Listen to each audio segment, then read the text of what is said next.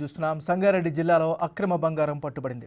ముంబై నుంచి హైదరాబాద్ వస్తున్న orange travels బస్సులో సుమారు 5 కిలోల బంగారాన్ని టాస్క్ ఫోర్స్ పోలీసులు పట్టుకున్నారు. కంకోల్ టోల్ ప్లాజా వద్ద పోలీసులు వాహన తనిఖీలు చేశారు. తనిఖీల్లో భాగంగా బస్సును చెక్ చేయగా ఓ వ్యక్తి బ్యాగులో అక్రమంగా బంగారాన్ని గుర్తించి సీజ్ చేశారు. నిందితుడిని అదుపులోకి తీసుకుని దర్యాప్తు చేస్తున్నారు.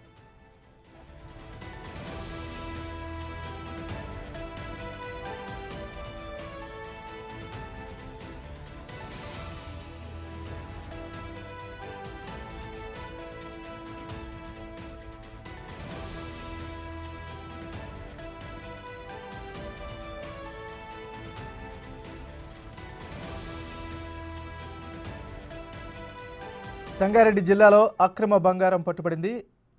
ఈ అంశానికి సంబంధించి మనం తాజా సమాచారాన్ని మా రిపోర్టర్ దుర్గారెడ్డి అందిస్తారు. దుర్గారెడ్డి, చెప్పండి.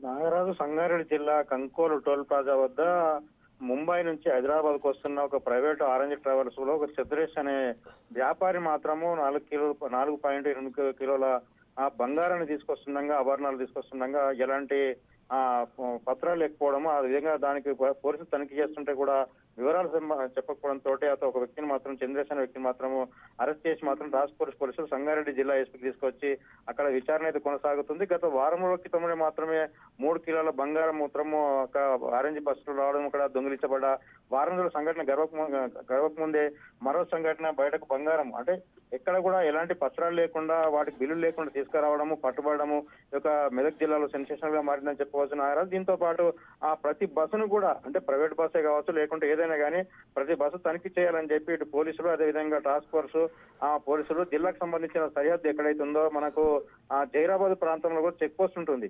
ఆ చెక్ పోస్ట్ నుంచి వీళ్ళు ఏ విధంగా వస్తున్నారు, అక్కడ ఎందుకు చెక్ పోస్ట్ లో ఇలాంటి తనిఖీలు చేయడం లేదని చెప్పి కొంత విమర్శలు కూడా తలెత్తుకునే తెలుస్తుంది మనకు సమాచారం. అయితే దీంతో పాటు ఈ బంగారం మాత్రం 5 కోట్ల విలువ ఉంటుందని చెప్పి పోలీసులు అంచనా వేస్తున్నారు. దానికి సంబంధించిన వివరాలు కావాలని చెప్పి మాత్రం చంద్రేష్ ఆ వివరాలు మాత్రం కోరుతున్న పరిస్థితి మనకు కనిపిస్తుంది. దాంతో పాటు బంగారం మాత్రం బొంబాయి నుంచి హైదరాబాద్ కి ఏ విధంగా తరలిస్తున్నారు, ఎలా వస్తుందనే విషయాలు మాత్రం మిగతా వాటికి సంబంధించిన ఎవరైనా ఉన్నారా, లేకుంటే ఎవరెవరికి బంగారం వ్యాపారం చేస్తున్నారనే విషయాలు మాత్రము ఈ చంద్రేష్ వివరాలు అయితే తెలుసుకునే ప్రయత్నంలో మాత్రం పోలీసులు నిమగ్నమైన చెప్పవచ్చు నాగరాజు. Thank you Durga Reddy.